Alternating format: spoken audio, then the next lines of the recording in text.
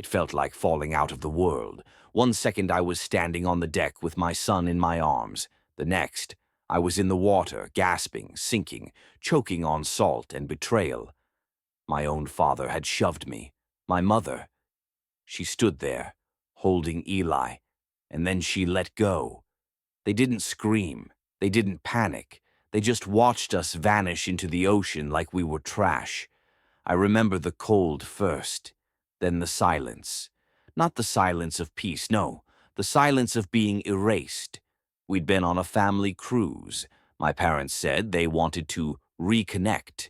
It had been years since we were close, and they wanted to meet their grandson properly.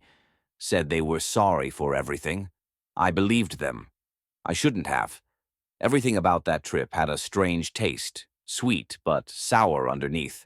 They asked weird questions, made offhand comments about wills and accidents, but I thought maybe I was just paranoid. Turns out I wasn't. They pushed me overboard like it was nothing, like I never mattered, like I was disposable. I survived. Barely. And while they celebrated, while they cried on TV and collected $500,000 in life insurance, I watched, from the shadows, from the silence they put me in. They thought I was gone. They had no idea what was coming, before the cruise, before the betrayal, before I had to claw my way out of the ocean with my son in my arms. It was just me and Eli. That little boy is my whole world. 6 years old, obsessed with dinosaurs and space. He once told me he wants to build a spaceship so I never have to work again. I laughed, then cried in the bathroom. That's the kind of kid he is. Pure, gentle, always looking out for me without knowing it.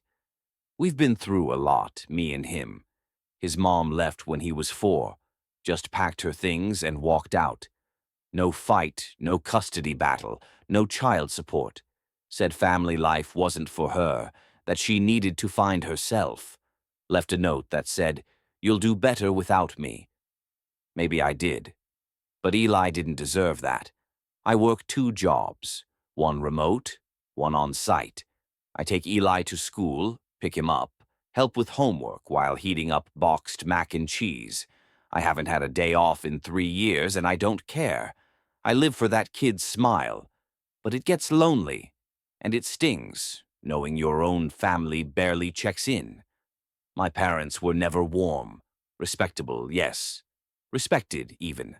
My dad ran a business. My mom sat on boards, hosted charity galas, smiled at the right people.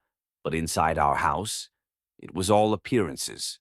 No hugs, no "I'm proud of you," just rules and expectations. When I told them about the divorce, they didn't ask how I was. They asked what I told the neighbors. When I told them I was raising Eli alone, my father shook his head. My mother looked at me like I'd just handed her a stranger's baby. We stopped talking after that. Then, out of nowhere, 2 months ago, my mom called. She was cheerful, too cheerful. "We want to reconnect," she said. "We want to meet our grandson properly. No hard feelings." I didn't buy it. But Eli overheard the call. He got so excited he started packing before I even said yes. Said, "Do I call them Grandma and Grandpa?" I should have said no, but I wanted him to have something normal, just once. A family trip, memories, photos he could put on his wall and say, "That was when my family loved me." They went all out, first-class stateroom, balcony view, all-inclusive everything. I'd never seen Eli so wide-eyed. He was bouncing from the buffet to the kids' zone, to the observation deck like he'd landed in a floating theme park. My parents? They were polite, overly polite, like strangers trying too hard to act like family. We had dinners, took some posed photos, even laughed once or twice. I thought, maybe this is them changing. Maybe I was wrong. I wasn't. The weirdness started by day 2. My dad asked casually, "You have life insurance, right?" I laughed it off. He didn't. My mom asked what Eli's guardianship situation looked like. Said she was just curious in case of emergencies. At first, I brushed it off. Old people talk about morbid stuff sometimes, right? But they kept bringing it up, over and over. Little jabs hidden in smiles. You should be more prepared. What if something happened to you out at sea? It started to eat at me. I told myself I was being paranoid, that I was projecting the past onto a vacation that should have been a gift. But the glances between them were too quick, the silences between questions too long. They kept disappearing during the day, saying they were at the spa or taking a nap. But when I asked Eli to knock on their door, no one ever answered. And at night I'd hear footsteps outside our room. Slow, deliberate, stopping right at the door. I started sleeping with one foot on the floor, just in case. Here's the part that hurts the most. I still hoped they loved him. Eli, who held their hand when we boarded the ship. Eli, who made them drawings with stick-figure hearts. Eli, who said at dinner, "This is the best day ever." I wanted them to see what I saw, the boy I'd raised from broken pieces, the light in all my dark. Instead, they saw something else, something I didn't understand until it was too late. On the fourth night, they invited us to a private toast, said it would be just the four of us, up on the upper deck after midnight. No distractions, no noise, just the family under the stars. Eli was sleepy but excited. He brought a little flashlight, said he wanted to look for constellations. My mom kissed his head. My dad opened a bottle of champagne. It almost felt real. Almost. I don't remember everything they said. Just a few phrases. A new beginning. You won't feel a thing. Then the shove. Then Eli's scream. Then silence. It should have been paradise. Blue water. Free buffets. Eli chasing seagulls across the upper deck. But even in the sun, something felt off. My parents, something about them changed. Not on the surface, but in the little ways. The quiet spaces. And once you feel it, you can't unfeel it. It started on day 2. We were sitting by the pool. My mom was staring at Eli playing. Then out of nowhere she asked, "What would happen to him if something happened to you?" Just like that. No warning. No emotion. I laughed it off. Thought she was being dramatic. But then my dad chimed in. "Yeah, legally. Who would take care of him?" The way they said it, it wasn't curiosity. It was calculation.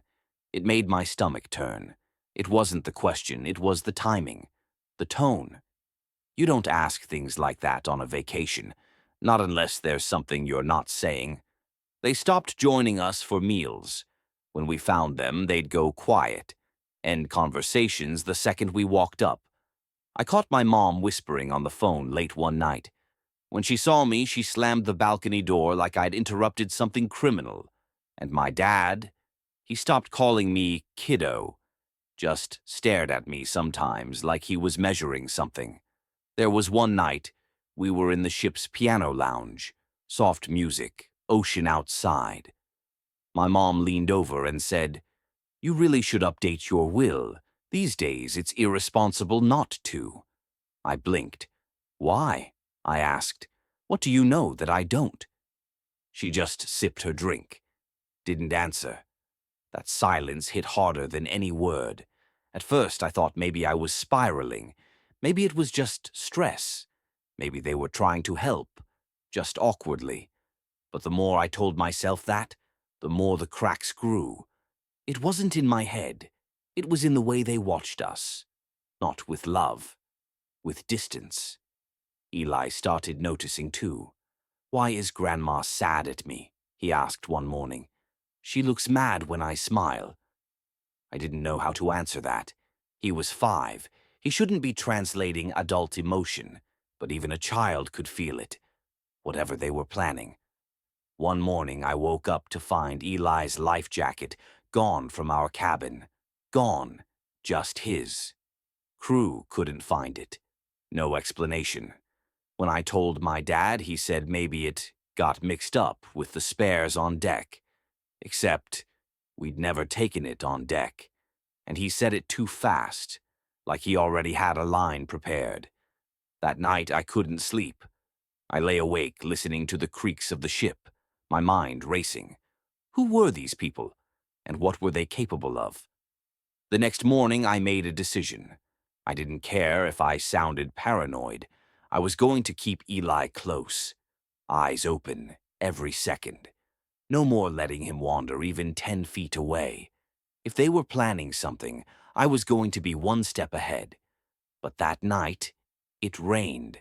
Not the kind that ruins vacation plans, the kind that stings when it hits your skin. The sea was angry. The ship rocked hard, and that's when everything snapped into motion. The storm wasn't the scariest part. The scariest part was what they did during it, because when the ship rocked, so did their mask. And what came next? I still hear it in my sleep. You ever get a message that just doesn't sit right? Like your body knows something before your brain catches up? That's how it started. A soft knock at our cabin door, nearly midnight, everyone else asleep. A note slipped under the door, handwritten. "Come to the upper deck, alone. We need to talk."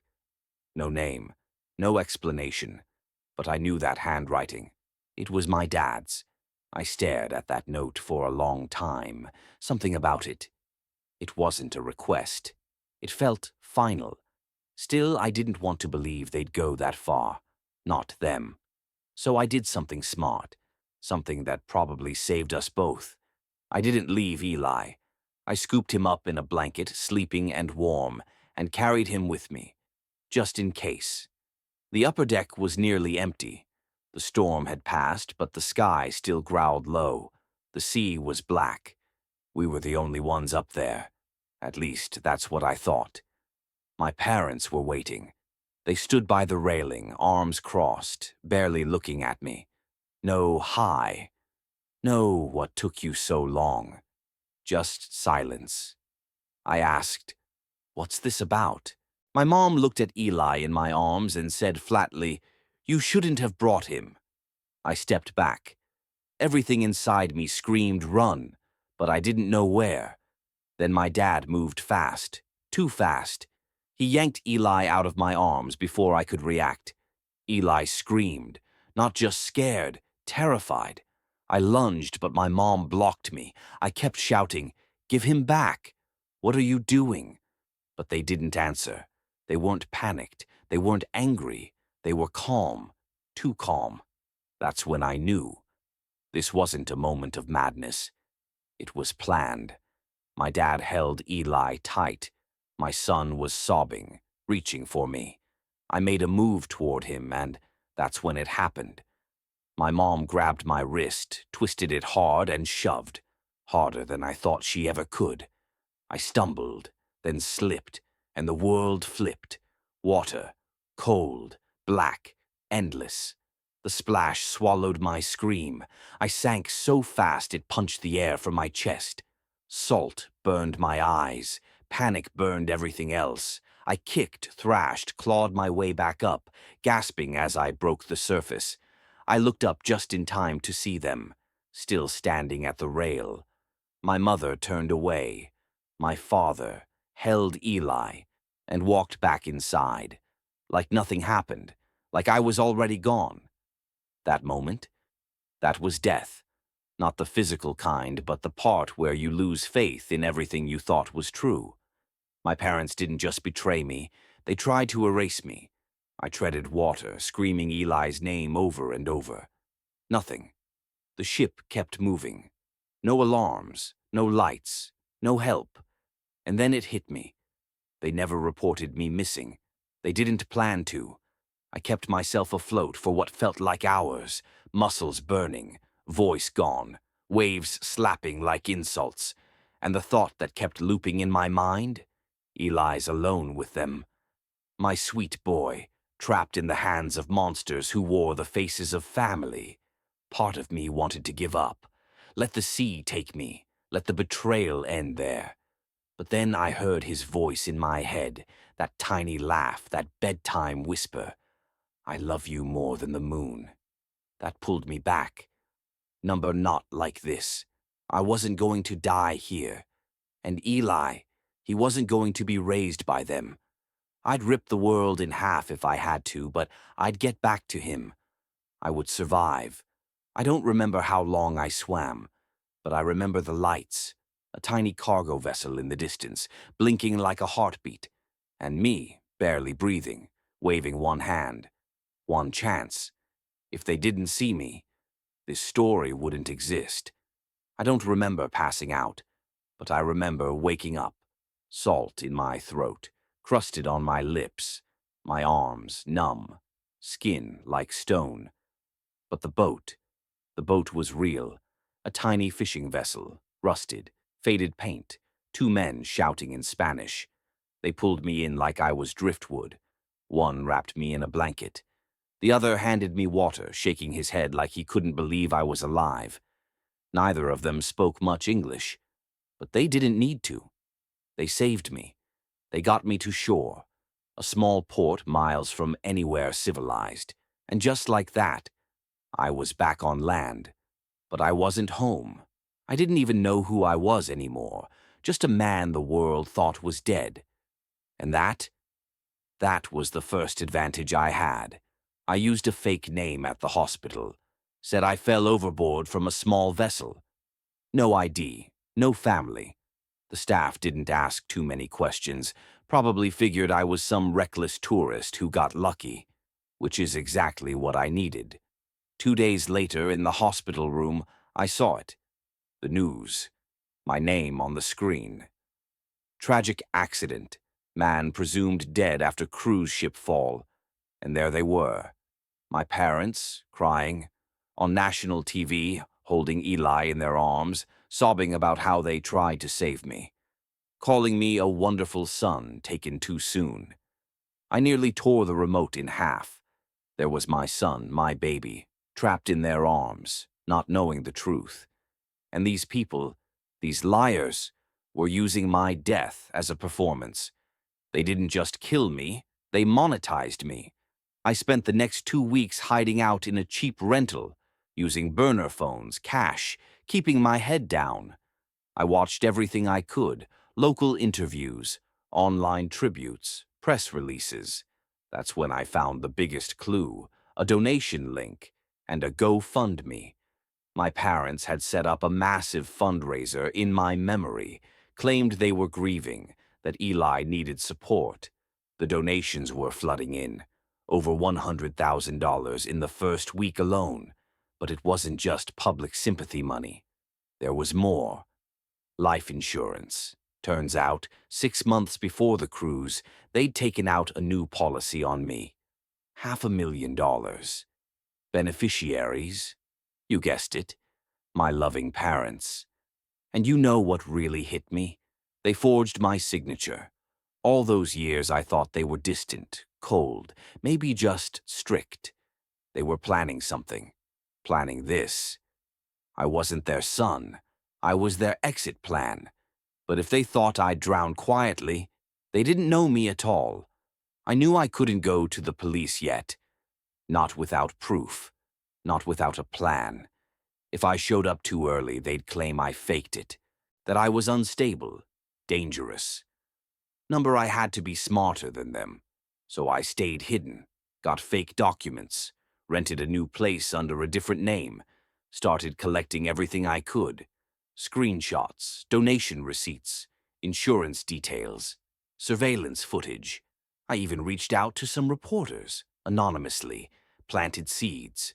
I watched them continue their charade for weeks, crying on camera, holding charity events, smiling with Eli, acting like they were the victims.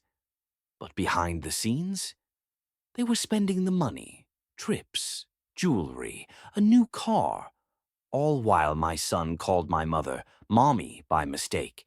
That almost broke me. Almost. But rage has a purpose if you point it right. And I wasn't done yet. I was just getting started. The truth was out there. All I had to do now was make the world listen. And make sure when they finally saw my face again, it would be the last thing my parents expected.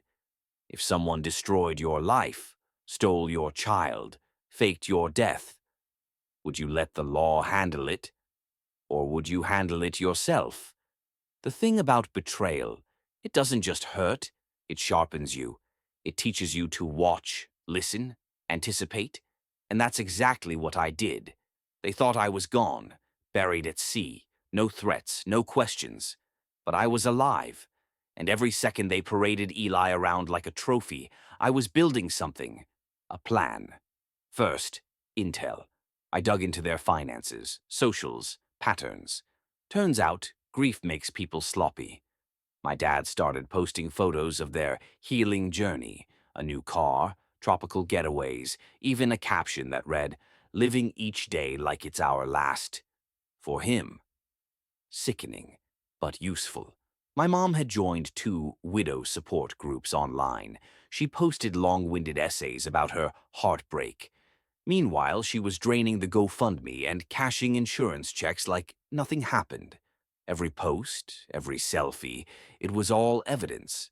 I created fake accounts. Lots of them. Some were journalists, others were grieving strangers, a few just trolls poking holes in their timeline.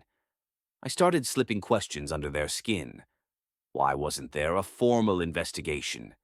Didn't your son know how to swim? Why no autopsy? At first, they ignored it. Then they got defensive. Finally, they went silent, which is when I knew the pressure was working. But I wasn't done. Next, I needed allies. I reached out to an old friend, Gina. We hadn't spoken in years, but she used to run digital security for a major nonprofit. I told her the truth. Everything. She didn't hesitate. We set up encrypted channels, burner phones, fake IPS. She even pulled private flight records and ATM logs tied to the GoFundMe account. The money trail didn't lie. Then came the Reddit crew. You know the type. Online sleuths who can dig up someone's high school detention record from a single blurry photo. I gave them breadcrumbs. Just enough. A grieving couple, a suspicious insurance claim, a few anonymous documents. They pounced. Threads started popping up everywhere. Cruise ship conspiracy? Parents or predators? The internet did what it does best, asked the questions no one else would, and people started listening. Then came the boldest step. I staged my reappearance. Not fully, just shadows. Security cam footage of someone who looked like me outside a supermarket. A blurry photo at a pier. A short voicemail to a local reporter. What if the dead man isn't dead? It was enough to stir the media pot without boiling it. And sure enough, my parents panicked. They gave a new interview claiming people were disrespecting the memory of their son. But you could see it in their eyes. Fear, guilt. They knew. Every time they lied, I exposed a contradiction. Every dollar they spent, I traced it. Every smile they faked on TV, I was right there in the comments, reminding the world, dead men don't leave footprints. And then, they made a mistake. They filed for custody. Not permanent, just legal guardianship, as they called it. But it was enough for the court system to take a deeper look. And that cracked everything wide open. The judge requested proof of death, medical reports, Coast Guard confirmations, insurance legitimacy. Suddenly, my parents were scrambling. My father even tried to fake new paperwork. Too bad I had the originals. They thought they'd killed me and won. But I was still here, still watching, and about to walk back into their lives with everything they'd tried to steal from me, plus a little bonus. Justice. It started with one post, a single photo, unedited, no filters, just me, holding today's newspaper. Caption: "The ocean didn't take me, but you tried." By the time I hit post, it was already too late for them. The story went nuclear, thousands of shares, comments pouring in. Some were shocked, Some didn't believe it, but the ones who did, they made sure no one else could ignore it. The hashtags blew up, $, cruise conspiracy $, long justice for Eli, dead man returned. I tagged news outlets, activists, even that fake grieving widow support group my mother had joined. Within an hour, she deleted every post she'd made about my death. Too late. Screenshots were everywhere. My lawyer, yes, I had one now, sent a cease and desist, but it was more symbolic than anything. The real damage was social. The mask had cracked, and the whole world could see what was underneath. Then came the part I'd waited for, the confrontation. We met in court. I walked in, alive, breathing. My mother gasped. My father paled like he'd seen a ghost. Maybe he had. They tried to explain. We thought he was gone. We panicked. It was an accident, but no one was buying it. Not with my broken wrist records, not with their insurance payout, not with the surveillance footage I'd retrieved from the ship. The prosecution didn't flinch. Attempted murder, fraud, conspiracy. They were both arrested on the spot, in front of cameras, reporters, strangers who once believed their lies. My mother cried. My dad just stared at me, blank, hollow, like the man I thought he was had died a long time ago. But it didn't feel good. Not really. I thought I'd feel power, relief, closure. Instead, it felt like mourning all over again. They didn't just try to kill me. They killed who I used to be. They made me question everything. My childhood, my family, my sense of safety. Even now, I wake up from nightmares of that night on the deck. The splash, Eli's screams. But I'm not broken. And Eli? He's strong. He knows the truth now. He knows his father fought to come back for him. We've started over. New names. New town. No more running, because we're not hiding anymore. We survived. And now we live. On our terms. People ask me if it was worth it. If revenge was justice. And I ask them, what would you have done if it was your child? For me, it wasn't about revenge anymore. It was about truth. About making sure Eli grows up knowing we don't let evil win just because it shares our last name. The past didn't drown us. We rose. And they never saw it coming. It's been 2 years since the cruise, 2 years since I was left for dead, and came back to life. Eli and I live in a quiet coastal town now. Nothing fancy, just peace. He's thriving, back in school, learning to swim again, learning to trust again. He still asks questions about what happened. I answer them, honestly, in pieces he can carry. Because he deserves the truth, but not all the weight of it. As for me, I'm learning how to breathe again, how to sleep through the night without hearing the splash. Healing isn't a straight line. It curves, doubles back, breaks you before it rebuilds you. But we're here, still standing, still whole in the ways that matter. Sometimes, when I look in the mirror, I wonder how I didn't see it coming sooner. How could the people who gave me life try to take it away? But betrayal doesn't wear a mask. It wears your family's face, and it cuts deepest when it smiles. I'm not here to tell you revenge fixes everything. It doesn't. But truth is oxygen, and once you taste it, you'll never suffocate in silence again. So if you're watching this, and you've been betrayed by blood, by trust, by love, know this.